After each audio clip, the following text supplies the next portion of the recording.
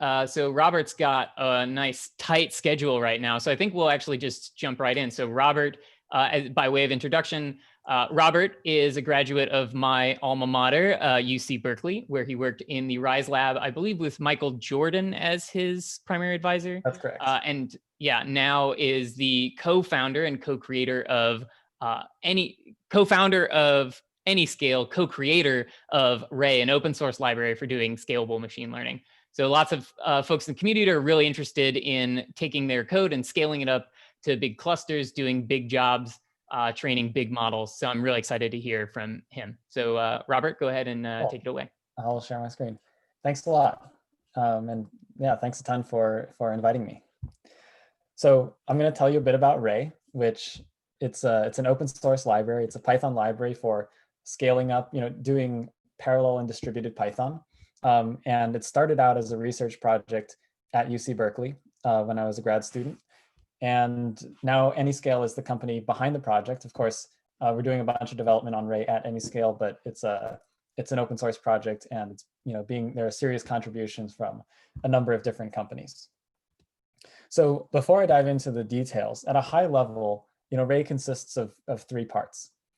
The core system consists of tools for scaling up Python applications. So essentially taking arbitrary Python applications and running those, parallelizing those across multiple cores or multiple machines.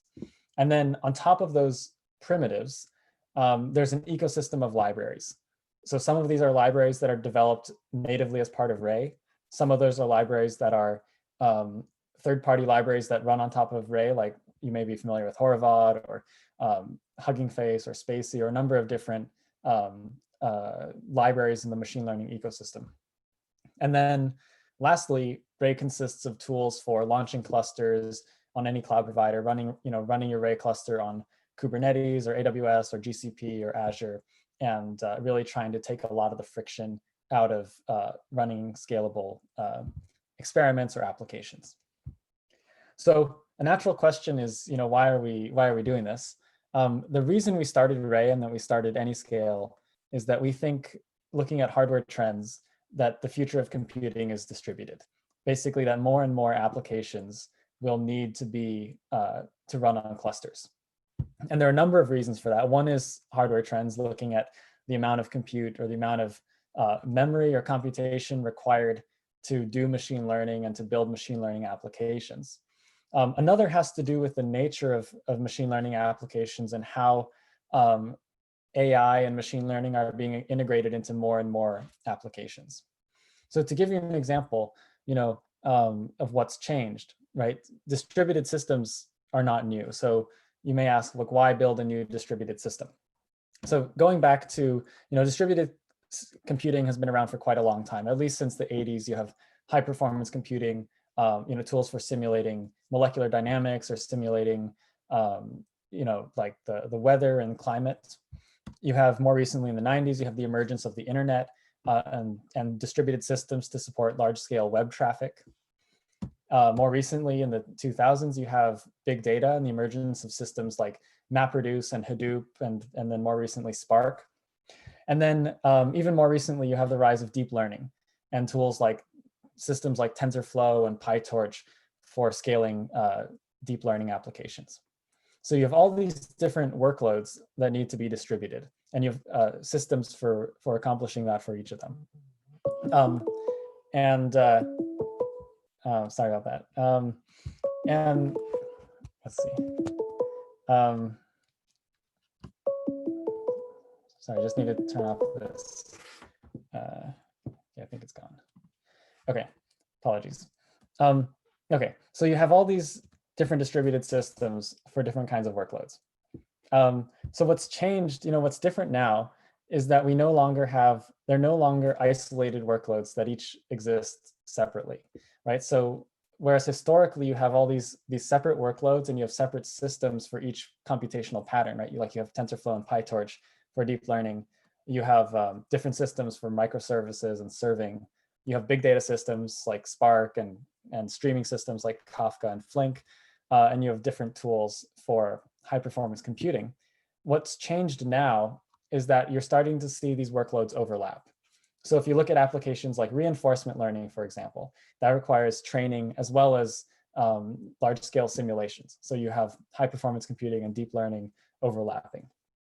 If you look at applications in like online learning, where you have machine learning models that are interacting with the real world and learning from that experience, you have training, of course, but also serving and all sorts of other application logic. And big data, interacts with all of these. You use data to power your deep learning, you use it to power your simulations, the serving feeds into the data collection. And so you start to have applications that touch all of these different kinds of computational patterns. And so each of these systems individually, whether it's TensorFlow or Flink, has trouble supporting the whole, these more hybrid applications.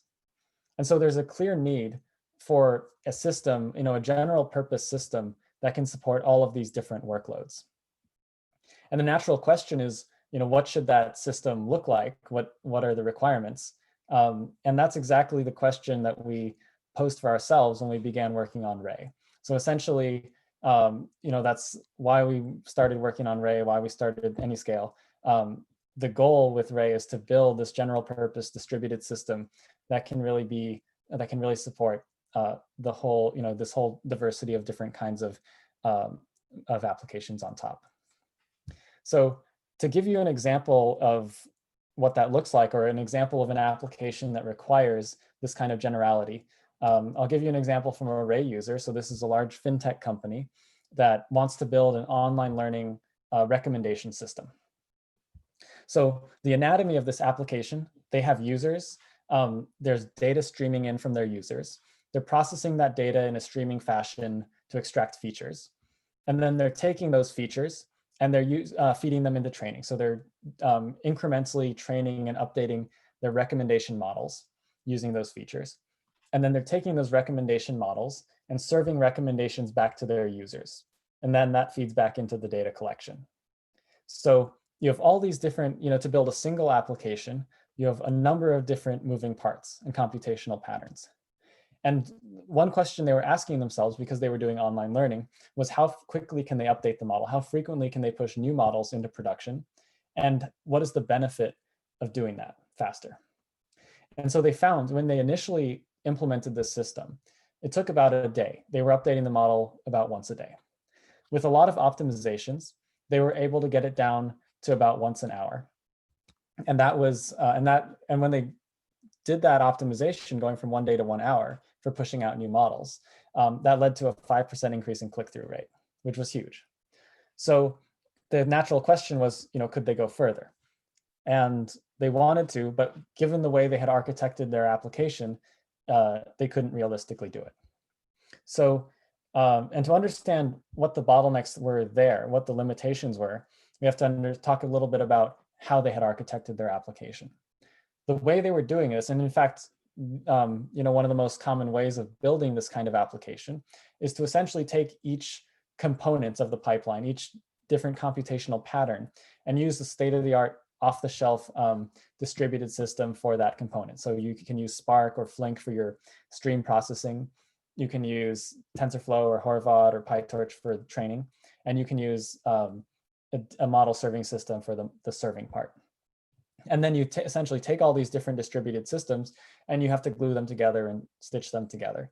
And this, it turns out this is a really difficult way to develop applications. You have to learn how to use all these different systems. You have to potentially have infrastructure teams that are managing these different systems and maintaining them. You have to have, for the application itself, it can be expensive because you're moving data between different systems.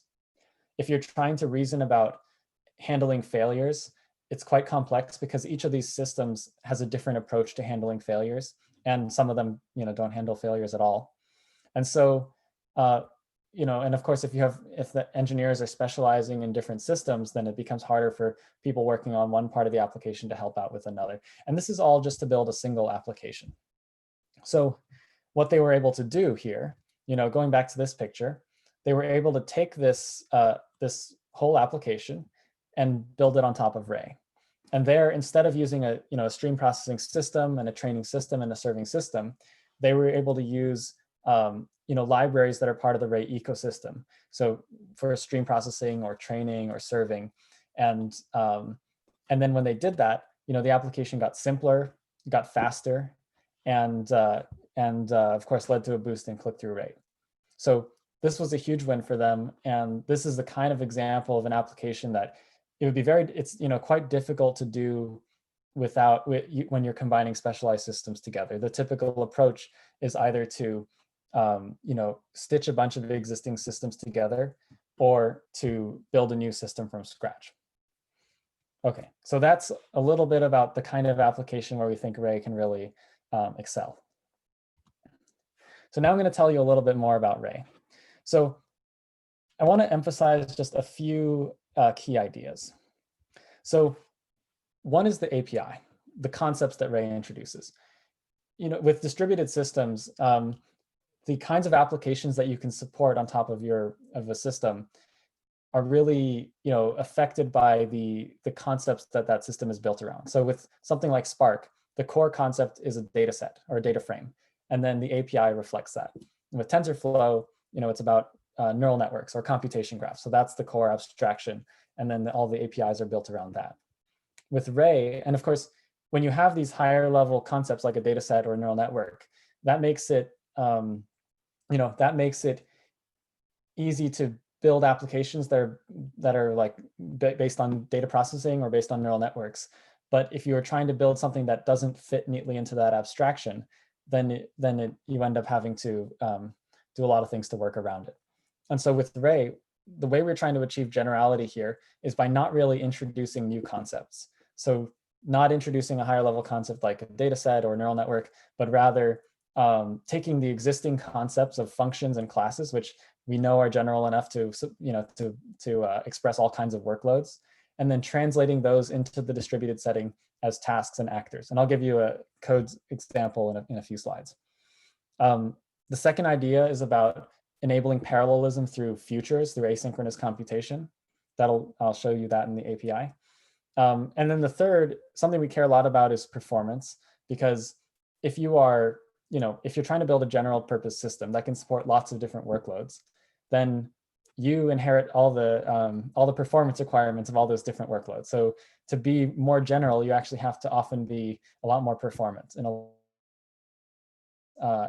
one way that sort of manifests itself here is with our distributed object store. And I'll talk more about that as well. Okay, so I'll start with the API. So this is a couple Python functions, just regular Python code, reading a couple arrays from a file and adding them together to get the sum. And here's a Python class, which we instantiate, and then it just has a counter that can get incremented, and we increment the counter twice. So just kind of a toy example. So what we can do with Ray is, like I said, we translate the functions and classes into the distributed setting. We do that by adding this ray.remote decorator. So that turns a regular Python function into a Python function that can be executed asynchronously and execute somewhere in the cluster. And now when we actually want to execute that Python function, we do it by appending the .remote suffix to the function name. Similarly, when we instantiate the counter, because it now has the ray.remote decorator, what it does is it creates a copy of that counter object as a service or a little microservice or actor somewhere in the cluster. And now that other actors or other tasks can invoke methods on that actor, which are essentially send messages to that actor to execute its methods. And of course, when we invoke these methods or these remote functions, what gets returned is essentially a reference to the output. It's not the actual output of the computation. It's just like a future. And then if we want to retrieve the actual value from the computation, we can call ray.get. So this is the API in a nutshell. It's just a few. It's not a huge API. It's just a few methods, but it's general enough to express all kinds of computations on top. Okay, so I will walk through what happens if you actually call this. So if you call the first function, readarray.remote, what happens is that a task gets scheduled somewhere in the cluster, running on one of these machines. it immediately returns a future. So you can invoke the second copy of the function before the first one has finished executing. We can take the two futures that were returned by the first function calls, pass those into a third add task, and then that gets scheduled somewhere in the cluster.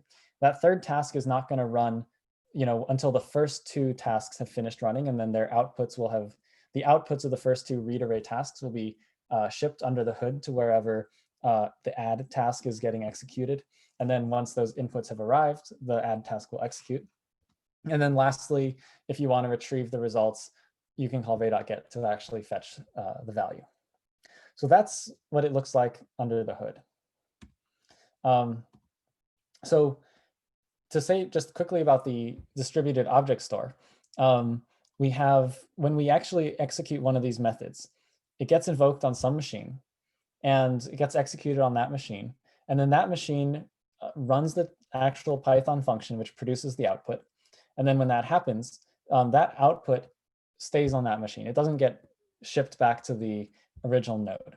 And what that means is that you can then pass this ID x into a second function, which can then run somewhere else. And if that second function uses the output of the first function, that output will already be there. So it doesn't need to get shipped back and forth unnecessarily, or go through node one if it doesn't have to. And so the benefit there is that, especially if we're using, Ray makes use of shared memory, so that X can actually live in shared memory. We don't even need to copy X from one worker process to another worker process, especially with a lot of machine learning workloads using a lot of computation is very heavy in numerical data or neural network weights or things like that. Having automatically storing this stuff in shared memory so it can be accessed by a bunch of different worker processes without creating copies or without doing expensive deserialization can be a big win. So that's what I want to say about performance. The architecture is similar to some other distributed systems. There are worker processes on each machine that actually execute the computation. There's a shared memory object store on each machine that holds objects in shared memory so that we don't have to create copies. There's a scheduler on each machine. This is important for, having this decentralized or distributed scheduler is important for avoiding centralized bottlenecks. So you can have a very high task throughput, which is important for lots of kinds of workloads, especially model serving, where you may have tons and tons of different requests coming in that you're responding to. And then lastly, I want to say there's this global control store, which stores important system metadata, which can be used for recovering from failures. Okay. And they'll just show one performance slide, which is about task throughput. So this is a difference from going from Ray 0.7 to Ray 0.8 when we introduced direct actor calls, which is basically a way for workers to talk directly from one worker to another without going through the scheduler. So this made a huge difference in terms of task throughput, scaling to hundreds of thousands of tasks per second on a small cluster with a couple hundred CPU cores. And of course, you can scale much higher given larger clusters. Okay, so one thing I want to say quickly is that Ray comes with a bunch of different libraries. There are native libraries that are developed as part of Ray. So RLib is one of the first we started building for reinforcement learning. Tune is one that actually integrates with weights and biases, and it's used for hyperparameter tuning. We started a library recently for deploying machine learning models in production. This is at a much earlier stage, but it's seeing a lot of use. And we recently started a library for elastic distributed training of machine learning models using PyTorch and TensorFlow under the hood. But perhaps the even more exciting part is all the libraries in the ecosystem that are integrating with Ray. So you may be familiar with Optuna and HyperOpt, which are popular hyperparameter tuning libraries, Horovod for training. These all are integrating with Ray Tune for hyperparameter tuning. Hugging Face and Spacey, two of the most popular NLP libraries, integrate with Ray as well.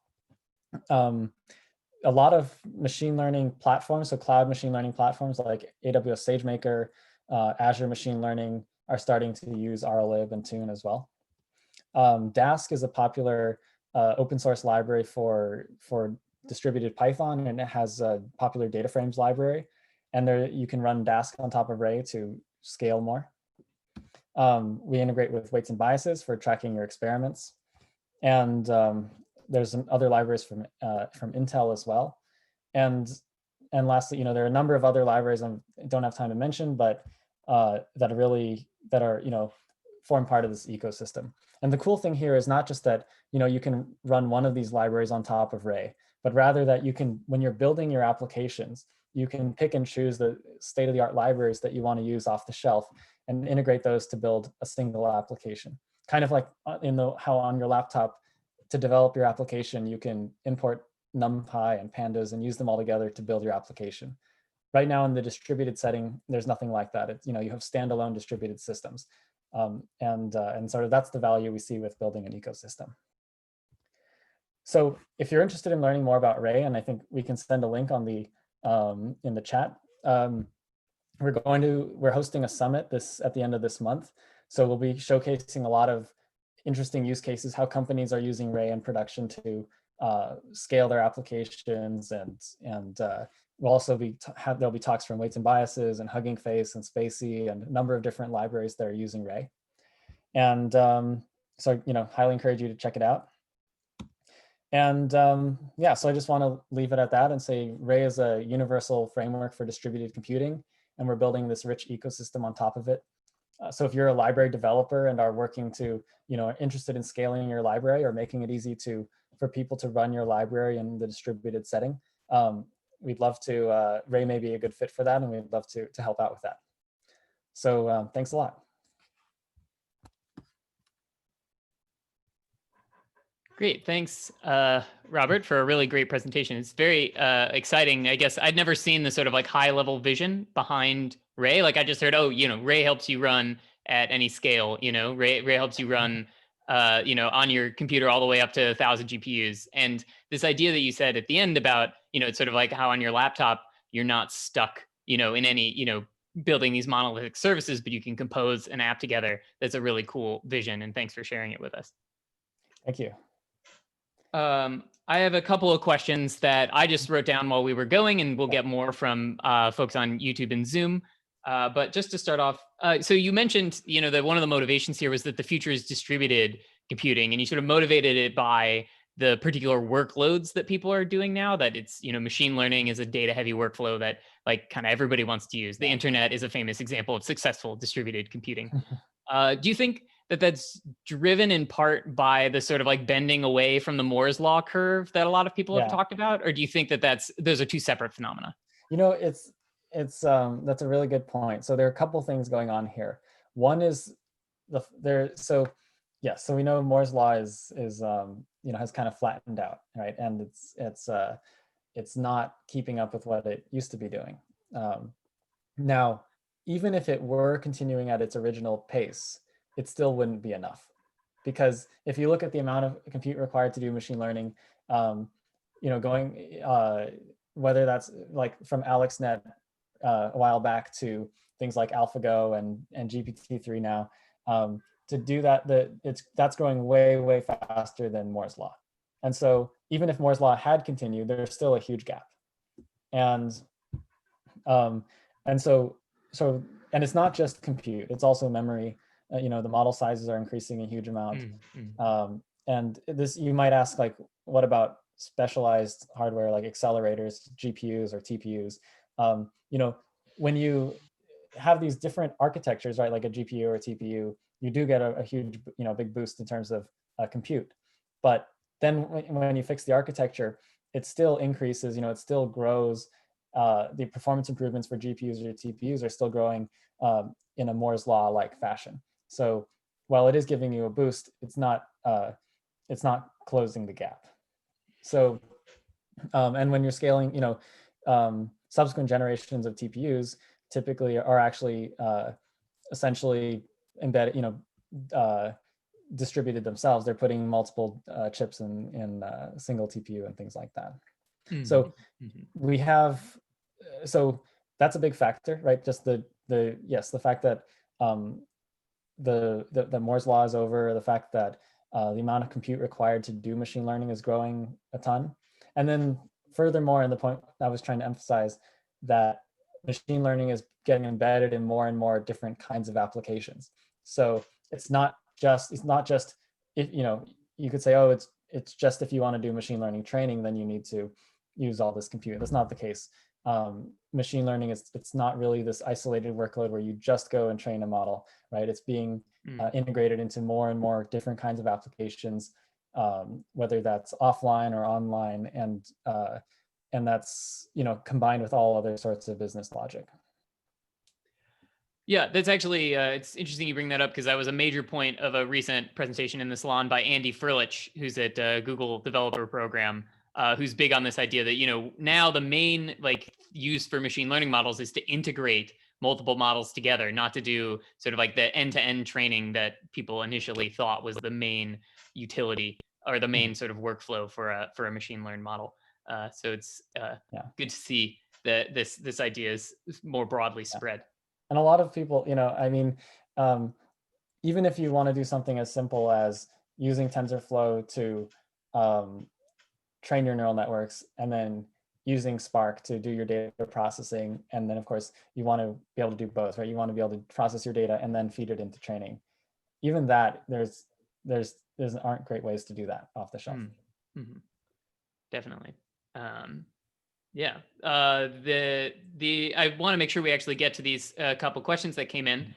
They're mostly actually about Tune, and they're sort of more technical questions about optimization. So I hope you brought your optimization hat here. Is basically there's some curiosity about what's going on under the hood to sort of terminate bad hyperparameter values during a search, and then relatedly, which search methods would you recommend for folks who have limited compute and maybe are very aggressively trying to cut down on their compute budgets?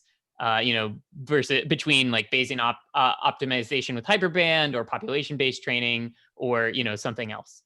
Yeah. So I'll answer that with the caveat that I might say the wrong thing, and I'm not 100%. I'm not actually the best person to answer the question. So what's going on under the hood when it comes to terminating bad trials? So there are two aspects of that, right? One is what is the mechanism for terminating bad trials, and then the other is how is the decision made to terminate a bad trial. I think for making the decision, there are certain metrics that you can report when you're using Tune and track, and then if those fall below a certain amount, or if those are much lower than other the performance of other trials, then that's how we choose which ones to terminate. And the other aspect of how we actually terminate it, so Tune is implemented using Ray actors, which is one of the primitives that we showed here. And I think the way it's done is by essentially terminating the actors, although it's also possible to pause some of the actors and then resume the training that they're doing later. When it comes to what would you use if you're trying to not spend all your money on compute, a couple of things there. So one, which is not part of the question, but you can use spot instances, and this is a great case where if you have a system like Ray or Tune, which is resilient to failures and preemption of instances, then you can actually use cheaper spot instances. And then the second thing is, as for the actual the answer, I think the answer is not going to be grid search. And as a simple baseline, random search is probably pretty good, but I've seen good results from population-based training. Yeah, I think, I would agree, I think, with your assessment that random search is always, it's a great baseline. It's a lot simpler than Bayesian methods often. And the addition of, something like hyperband to cut off trials early is usually enough to make that easy use. And that's something that's built into tools like weights and biases and RayTune and all kinds of other libraries. So you don't have to reinvent the wheel on that. Absolutely. Yeah. And one thing that's nice about random search is just that it's hard to implement it incorrectly. There you go. Yeah.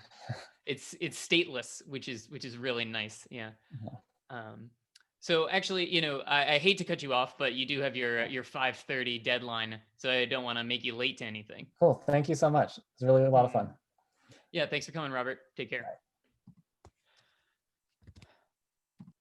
All right. So before we switch over to our second speaker, I am going to do a quick little share with you all what's coming up at the next Salon. So let me do a quick share screen.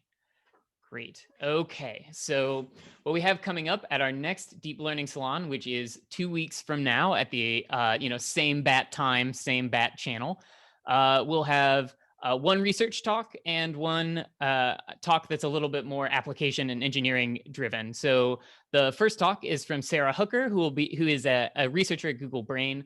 She's done some really excellent research. I've followed her for a while now since she did some work on ML explainability and interpretability. The work she'll be presenting now is a new paper on using the variance of gradients to detect when something is an outlier or maybe a really difficult example. So with applications in outlier detection, obviously, but also in curriculum learning. So really great work, very, fundamental and very interesting work that I'm excited to hear her talk about and to get a chance to ask her some questions about.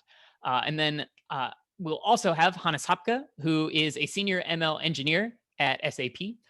He is the author of a book on how to build ML pipelines. So what Robert talked about integrating, the data into the data loading part into your model and serving your model and then swapping out models, all these pieces of, building a real application with machine learning. Hannes Hapke quite literally wrote the book on it. And so I'm really excited to see that. I think his preferred toolkit is TensorFlow Extended. So that'll probably be the main focus, but I'm sure there will be lots of lessons that are useful to people using any framework to build ML applications. By the way, I mentioned some of the stuff from previous salons that touched on the things that Robert talked about. If you want to catch salons you missed, you can find them on our YouTube channel. So we've got a playlist of all of our past salons. So go ahead and head there.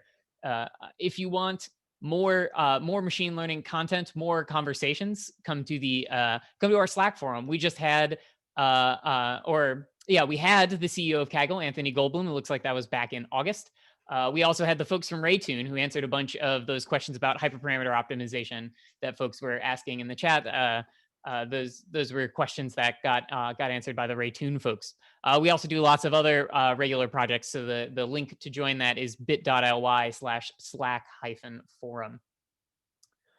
So that's all I have to say about our wonderful machine learning community and our wonderful podcast. So it's now time in the world of wonderful things to introduce our wonderful next guest, Rok Novosel, who is joining us from Slovenia, from Ljubljana, where he works as a full stack engineer, primarily not on machine learning and deep learning, but he has built a really cool tool as part of the CodeSearch challenge that Weights of Biases did with GitHub. It's a really impressive project. It's got some really clear uses, and I'm really excited to hear from him about that. So Rok, go ahead and take it away. Okay, thank you for the introduction. Hi, my name is Rok, and I would like to present CodeSnippetSearch. It is a web application and a web extension that allows you to search GitHub repositories using natural language queries and code itself, actually. It uses PyTorch to power deep neural networks, which embed natural language queries and code snippets into vectors. So using nearest neighbor search, we can determine which code snippets are most similar to a given query or another code snippet. So why neural code search? Code search, for me at least, is one of the most important tools during coding. I noticed that searching and navigating through code heavily outweighs the actual coding. So when I'm already familiar with the code base, I find that exact search is what I need. For example, regular expressions and case-insensitive search. That is because I'm already familiar with the naming scheme and I can reasonably predict how to formulate a search query. And basically every IDE and code editor is already equipped with it. But when I'm not familiar with the code base or even a new folder within an existing large project, for example, it makes searching more difficult because it's more trial and error. A tool like CodeSnippetSearch would allow me to easily explore unfamiliar code, focusing on the semantics without getting bogged down in the syntax. For example, this is especially useful when onboarding a new developer onto a project because it can be a significant boost to their productivity. And here I listed some example queries a new developer could potentially enter. So if you're a new developer and you're working on a product that's using shipping or products or authenticating user or generating QR code, so you don't exactly know how the authentication is implemented. Is it a single method or is it in a class? So basically, instead of trial and error, you just type in authenticate user, and it would return either the function that implements it or the class or some kind of service. So that's where I see the potential behind these methods or behind the CodeSnippetSearch.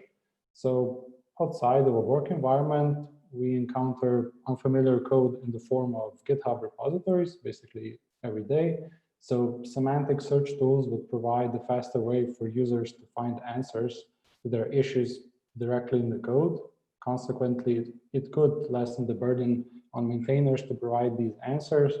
That's why I think it's important for GitHub to explore this option and potentially maybe one day even implement it in their product. So as mentioned, the main data source and inspiration for CodeSnippetSearch is GitHub's CodeSearchNet project. The CodeSearchNet corpus contains approximately 6 million functions from 6 programming languages. These are Go, Python, PHP, Java, Ruby, and JavaScript, where 2 million functions are annotated with a docstring or a comment. So CodeSearchNet, along with weights and biases, also hosts a challenge where the goal is to answer 99 queries as best as possible with functions from the corpus. So this challenge is what got me into neural code search in the first place, and also deep learning in general. CodeSearchNet also provides various baseline implementations of neural code search and TensorFlow, and my implementation for CodeSnippetSearch was inspired by their neural bag of words implementation because it was performing the best overall in the published results. So initially, I had written CodeSnippetSearch in Keras, and it was able to search through the CodeSearchNet corpus. But due to difficulties when developing and deploying the models, I decided to switch to PyTorch when I wanted to add support for searching GitHub repositories. Okay, now since I think it's a good time to kind of show you the demo. So this is the demo of totally not cherry-picked examples I wanted to show you. So this is the CodeSnippetSearch application, which is available at codesnippetsearch.net. Currently, I support 31 code repositories because the instance I'm hosting on it is not that large. So that's kind of the limit of what I can get it on. So on the first page, we see the list of supported repositories, their supported languages, and their descriptions.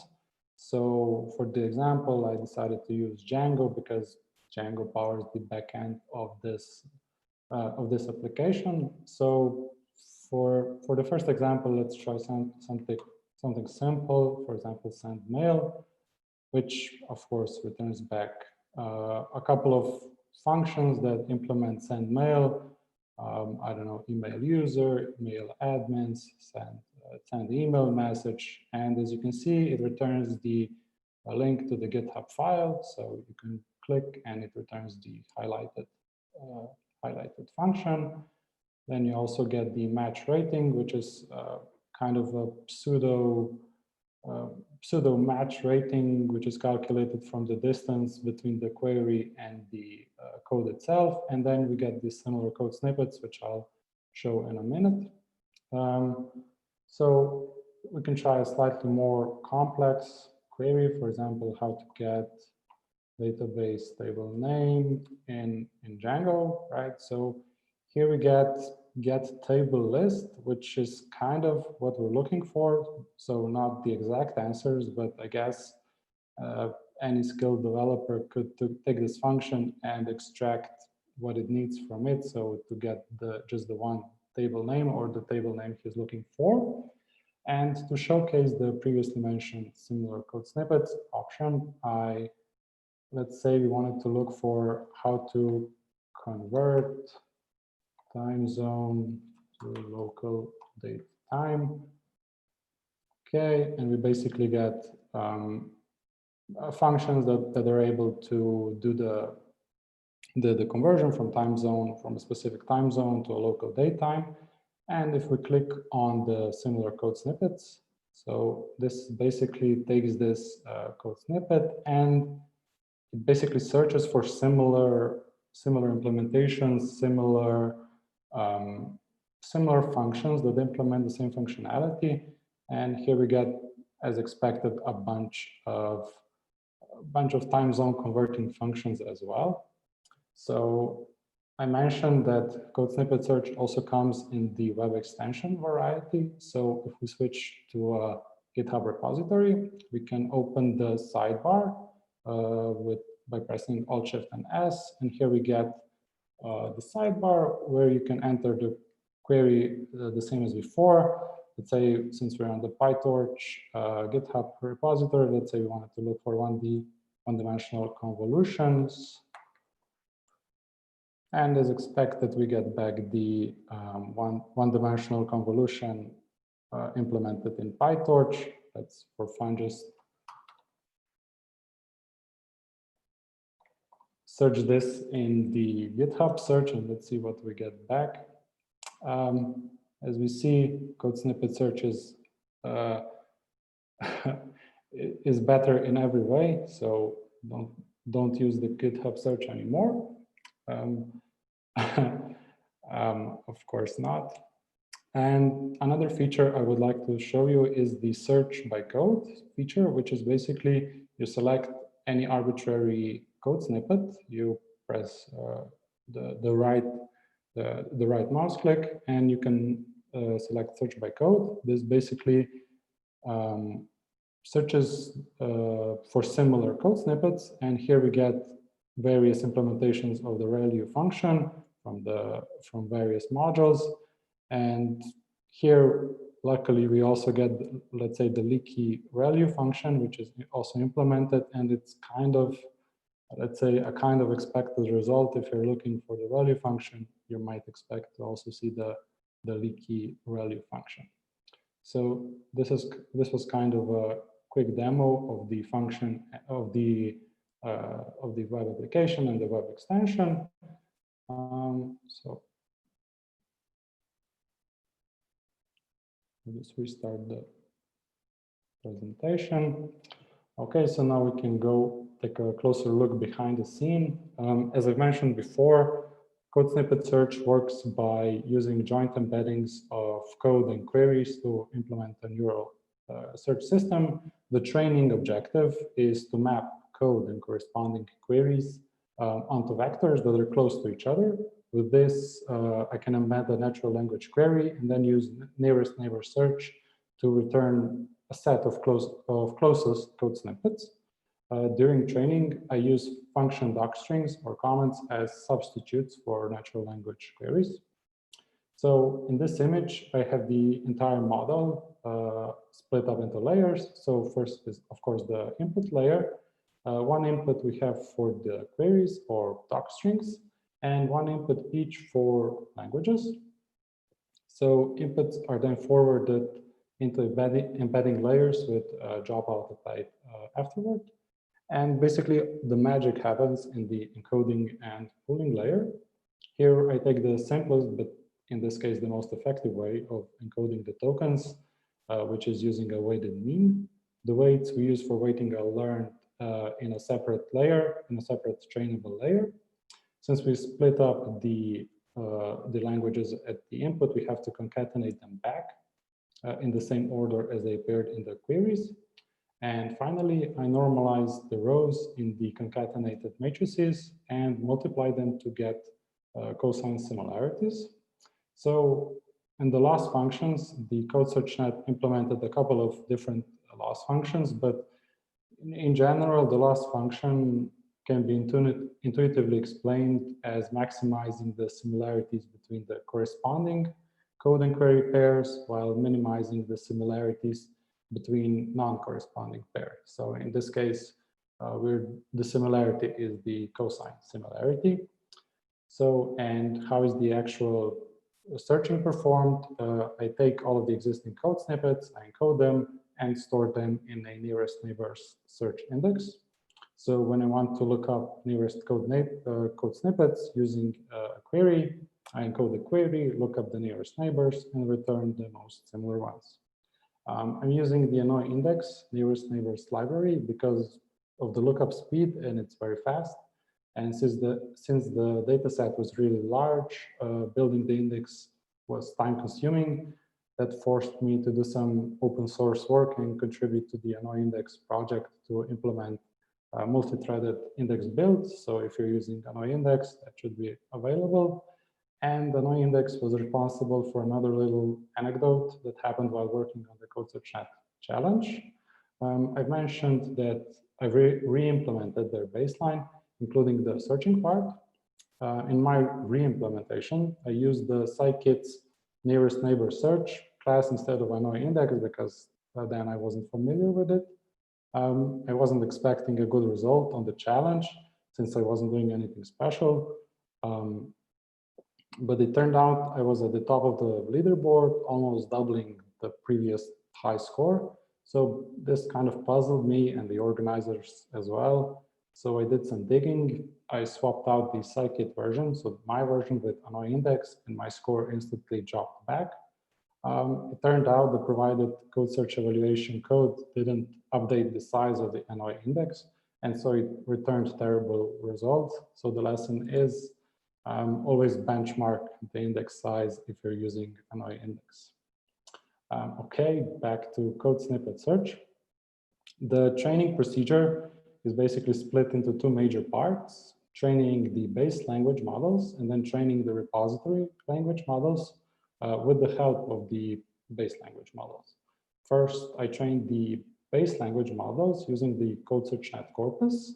And the main goal of the base language model is to train the word and code token embeddings that can then be transferred to repository models. Basically with this, I'm hoping that the base language models learn some general programming language features that can then be fine-tuned by the repository data.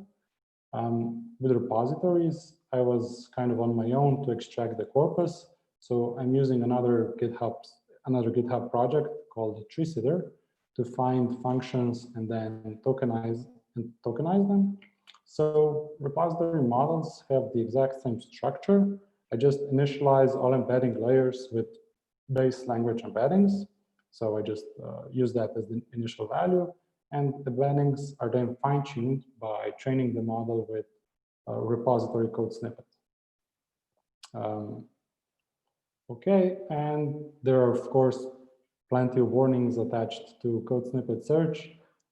You need a reasonably large, well-documented repository to train the model, and even then it only works on functions. So the first logical step would be to figure out how to work on smaller chunks of code, so a couple of lines of code with a comment above.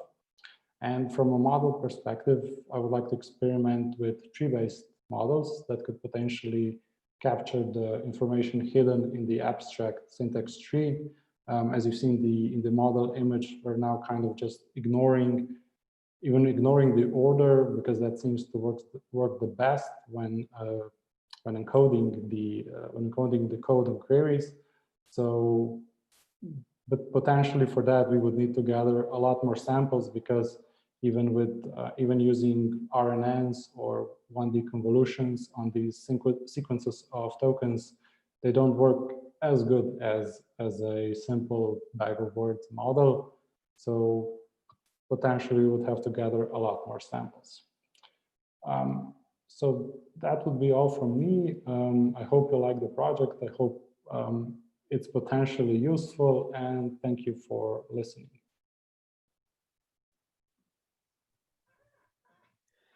Great. Yeah, thanks for sharing, Rok. I've got a lot of questions, and I hope I encourage folks in the audience to submit their own questions as well, but I'll kick us off here. One is, so based off of your experience with the tool, or maybe the way that you tokenize things, how robust is this to typos? You know, like, so if I typed, convolutions, as you did a couple times instead of convolutions, is that going to throw it off, or is it robust to that?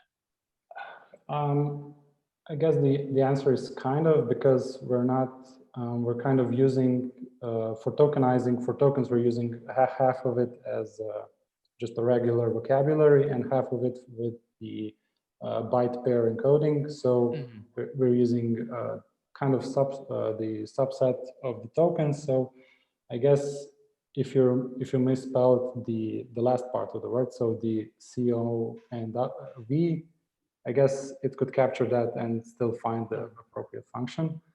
So it's kind of robust, but I guess the answer is kind of. As I've said, these were kind of cherry-picked examples. So if you provide a weird input, it's going to provide a weird output for now. But then I'm trying to work on the on minimizing the amount of times that happens. But yeah. I mean, I would imagine a byte pair encoding.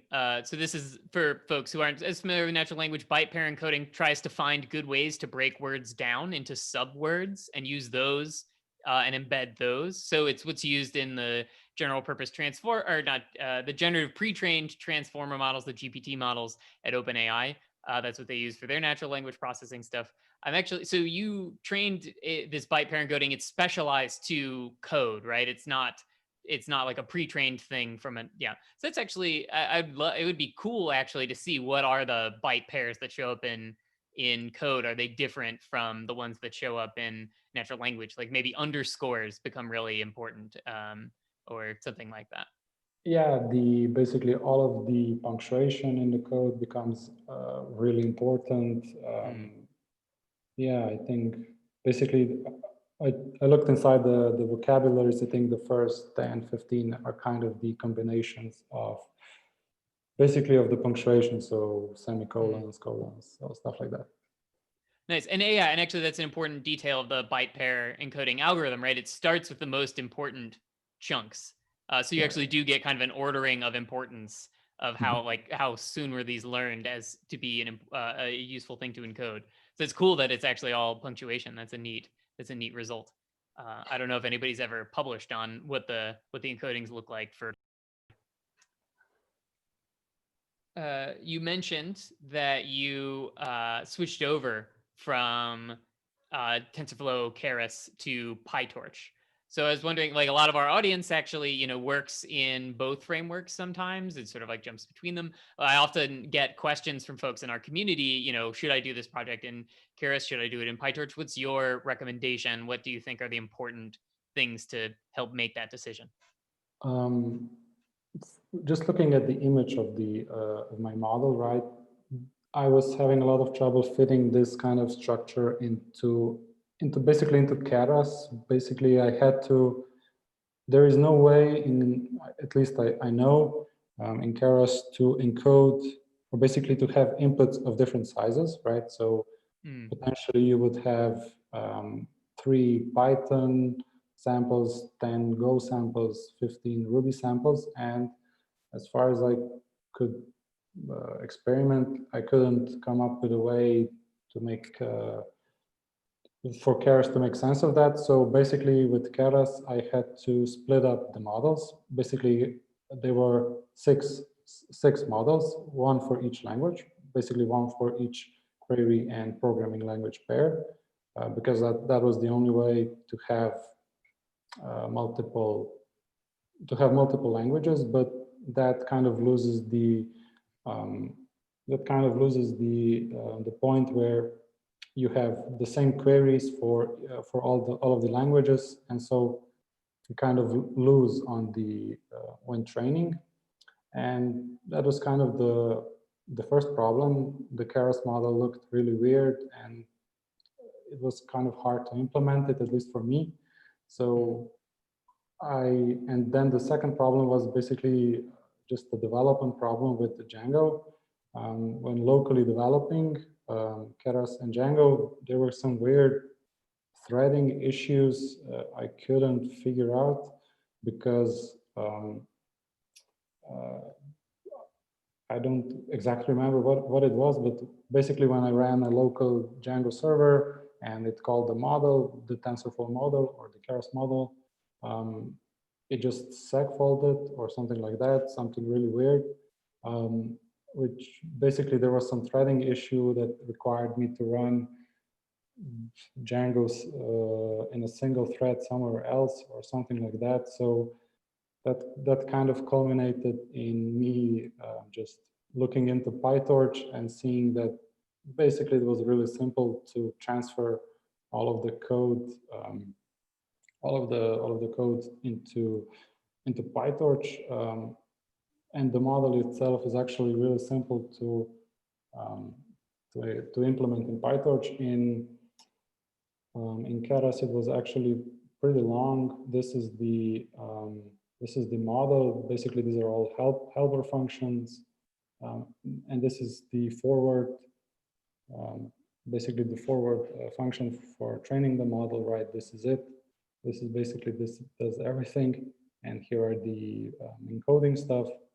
And I don't know. It just seemed simple. It was easy to deploy. The training was marginally faster with PyTorch, and because I didn't have to train 6 separate models, that also helped a lot with the development speed, and I was able to kind of iterate faster. And the model, of course, got better because queries were able to be shared between separate languages. That's interesting. Yeah, I definitely have heard from folks that when it comes time to build, a complicated model in Keras, it's not as clear how to do that. I think there are folks in the TensorFlow community who do build these kinds of models and they know the right way to do it. But I think what people's experience has been is that it's just a little bit harder to figure out how to do that than in PyTorch. So hopefully, I think they're both great frameworks and I do work in both of them. So hopefully that gets surfaced, better. So that we have more flexibility in choosing which framework to use. Let's see. Another question, a little bit broader. Why do you think the bag of words methods are so successful here? You mentioned, I think, a couple times that people have tried 1D convolutions and recurrent networks of different kinds and not found great performance. So, do you have any intuition for why that should be the case, that these would work so poorly? My first guess would be that there isn't enough samples. Like probably 6 million functions are not enough to train basically a recurrent model, or there just isn't a lot of information to get out. But basically, strictly from the challenge perspective, right? I think that a lot of the queries can be answered just by using a simple token search or something like that, which is basically what bag of words is. I think the queries itself, the challenge queries, are not that complicated, so they probably don't need any deeper understanding than just basically looking at tokens from the query, tokens from the code, and just kind of matching, kind of fuzzy matching them together, and you get a pretty good result.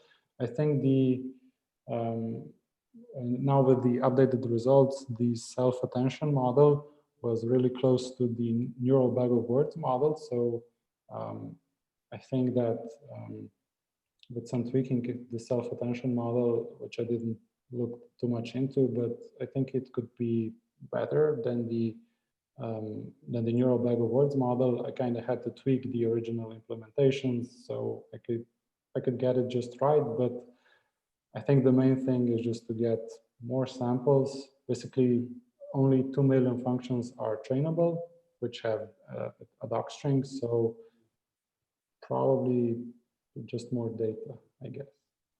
Gotcha. Yeah, I know that to get those big transformer self-attention models working on natural language as opposed to code, people have found that, it's pre-training, right? It's being able to get a data set that's like, orders of magnitude larger than your supervised data set because there's no human in the loop. So if you were able to, code crawl all of the, all of GitHub, all of its public repositories, and just learn how to generate code, that might be helpful. They probably already did some pre-training in the self-attention one, but probably, I guess. But yeah, my guess would be just more data. And with the neural bag of words model, there's a funny little issue where you don't, the model doesn't differentiate between, convert int to string or string to int.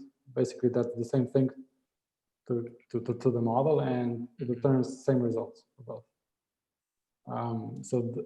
And a lot of the challenge queries are convert something to that, JSON to XML, and to get it working on that, or basically maybe just using a sequence model on the queries and then just a neural bag of words on the code might help to encode this kind of dependencies, right? Gotcha. Yeah, that makes sense. Great. Well, I think that's about all the time that we have. So thank you so much for staying up late to be able to present your work to this community. And thanks for answering my questions. It's really cool work. Really, again, like very impressive. Oh, I did have one question that I wanted to make sure I didn't forget to ask you, which is, I think a lot of people in our community are on sort of like a similar track to you, where you're a full stack developer. You do, your day job is not machine learning and deep learning, and this is something that you've like a skill that you've added to your toolkit. So could you just comment on maybe the most important resources that you think are out there for following that journey? What was most important to you along the way? Like the kind of, the advice that you would have liked to have gotten maybe when you were just getting started. I guess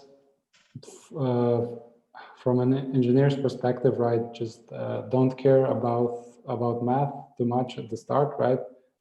Just kind of,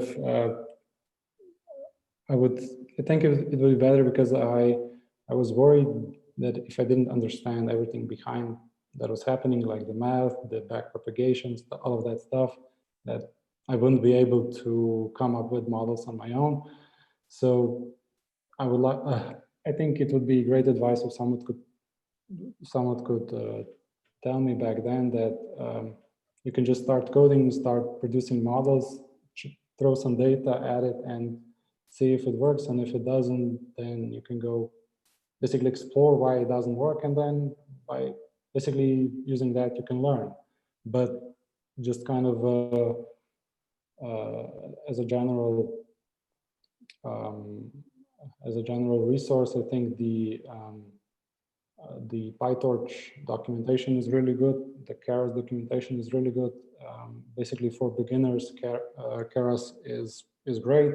The tutorials are great, and also the Kaggle competitions, or some of the not the competitions, but the stuff that is just like there for beginners to learn. There are a lot of great notebooks that basically implement either a neural network from scratch, or they're using Keras to basically train a simple model to predict something. I learned actually a lot from those notebooks, because I could actually see the code and not just go through tutorials over and over again. I could just download the I think the IPython notebook and kind of try on my own. Basically, just trying stuff on your own is the most important thing to get started. And yeah, just don't get stuck in the math at first. You can get stuck later, but just not at first. At least for non-machine learning practitioners, basically just people who are coming in from, I don't know, front end, back end, full stack developers. Yeah, I think that makes sense. It's motivating, it's energizing when you make something, even if it's not perfect. If you make a cool tool for yourself, that's a nice way to get started rather than just slogging through textbooks. Exactly. That would be my advice. Yeah. Yeah. So it's, we sort of took, I think, two very different paths. I went in, did a PhD and had the chance to just get lost in math for a couple years while learning my way forward. But it's not a path I would recommend necessarily to anybody, or at least to everybody. So yeah, that's great advice, Rok. Yeah, it depends on the person. Yeah. Mm-hmm. Yeah. Well, so thank you so much for joining us. I'll let you go now. So thanks to everybody for tuning in, and I look forward to seeing you all again in 2 weeks for the next Salon, where we'll have Sarah Hooker from Google Brain presenting her research on variance and gradients, and Hannes Hapke from SAP, who will be talking about building ML pipelines with ML metadata and TensorFlow Extended. So until then, happy learning. Catch you around.